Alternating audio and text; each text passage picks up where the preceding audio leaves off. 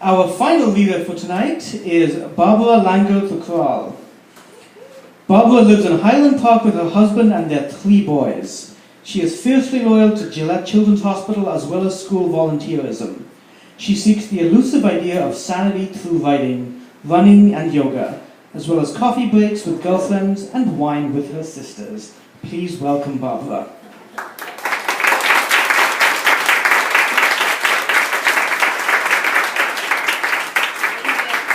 Thank you, Satish. So while seeking elusive sanity this past Sunday, I was out on a run so that I could get to hot yoga in time, and tripped and fell and skinned up my whole face. So this past week has instead, I've been seeking sanity through wine with girlfriends, married, and wine with sisters. And I'll do a little bit more of it perhaps tonight. But my piece is called Mama Bear. It is written about my son Julius, my oldest son Julius. He's here with us this evening, and yeah, that's it. So with that, here's Mama Bear. Unlike Julius, I'm not having surgery to correct my club feet in a few hours, and so I run. Each pounding step on the treadmill brings me closer to the hospital. Left foot, right foot, harder, faster. I run to try to calm myself. I run because I have 2 feet and I can. The morning passes, and my husband and I arrive with Julius at Children's Hospital. In the pre-op room, the anesthesiologist meets with us and offers Julius a sedative.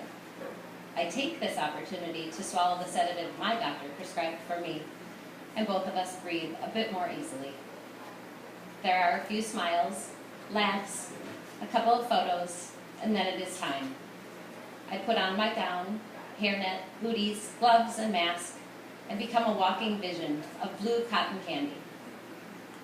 When I turn around, there's Julius on a stretcher, and we begin the long walk to surgery. Earlier, I had vowed to my husband that I would not cry in front of Julius. In this hospital, many families are caught in similar circumstances, walking down hallways with children, praying, hoping, wondering if they will be okay. This should be a comforting thought, but I may as well be alone on the moon. I feel like the only parent who has ever sent their child to surgery, and I remind myself to walk, smile, and trust. I turn to the mama bear within me, willing her to hold me upright. Left foot, don't fail me now.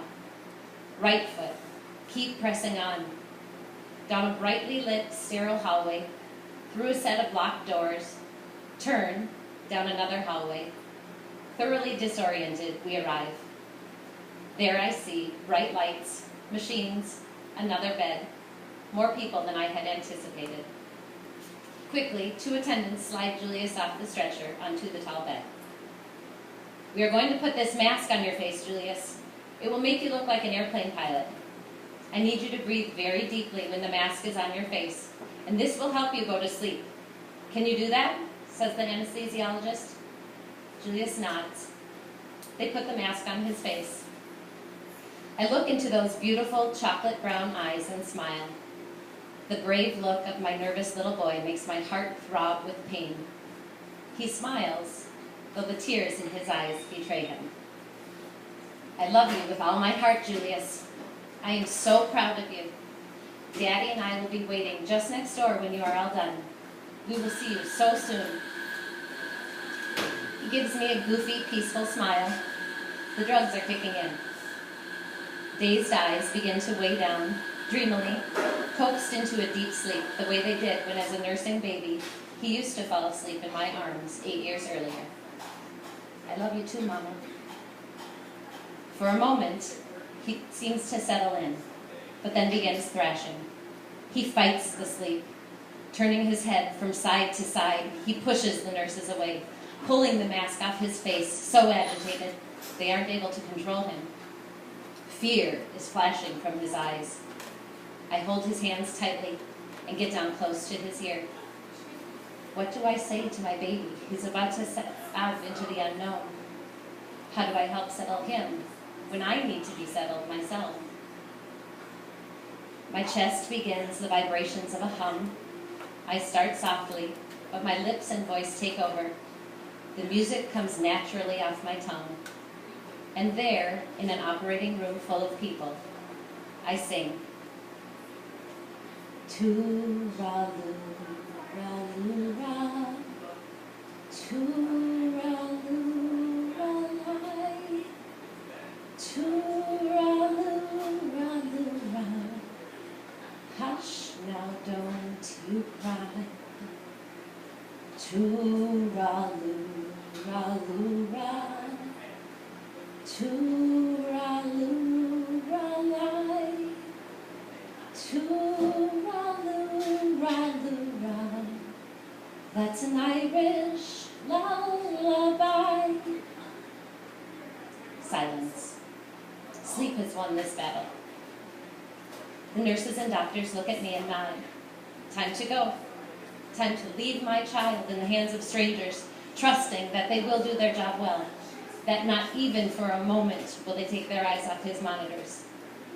For good measure, Mama Bear speaks. This little boy is my whole world. He has to be okay, I say. If there is a hint of threat in my voice, it is intentional. A voice the doctors and nurses likely hear several times each day. Something guttural, instinctive, something a mother would say. I turn around, walk out of the surgical suite in perfect stride, and burst into tears. Thank you.